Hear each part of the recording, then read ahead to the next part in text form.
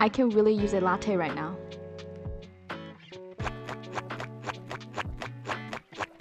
As Dan pulls his espresso shot, he finds himself wondering what creates those pretty swirls when milk mixes with coffee. It turns out there's a fluid theory to explain this, and that's the Rayleigh-Taylor instability.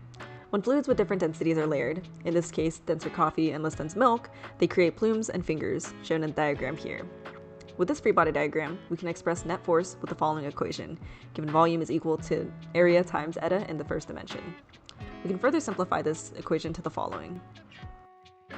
And based on Newton's second law and the effective mass approximation, we get this equation. And we can now set the two net force equations equal to each other and solve for the acceleration. We can now solve for the frequency omega given the following acceleration equation.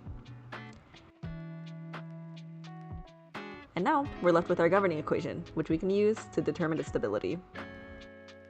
Here is a robust demonstration where you can clearly see the plumes and fingers. Now, if we were to put that in a more general case, for a light fluid on top, the differential equation of motion has a negative eigenvalue c, and solving that differential equation gives us an oscillating response omega, indicating a stable case. For a heavy fluid on top, the eigenvalue c is now positive, so when solving the differential equation of motion, you no longer get an oscillating response and get an exponential growth rate, sigma, representing an unstable case. We tested how pouring milk into coffee differed from coffee into milk, and both cases resembled the unstable case, but this was mainly due to the stream caused by pouring.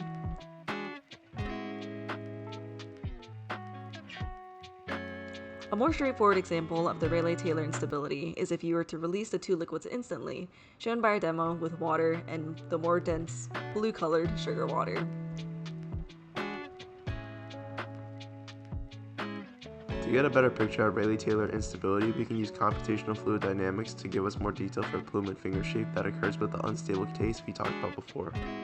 Rayleigh-Taylor instability shows up everywhere in real life, not just in a cup of coffee. We see this in explosions and fire clouds, where hot, light gases push into cooler, heavier air and break into rolling mushroom shapes. It also appears in volcano ash plumes, dense ash rising into lighter air, then collapsing downward in those dramatic mushroom structures. And we see it in underwater in sediment flow. When dense mud suddenly suspended above clear water, it sinks in long downward spikes while lighter water rise between them. So the same pattern we see in milk and coffee also shapes fire clouds, volcano plumes, and sediment motion in nature. Hi, I'm Daisy.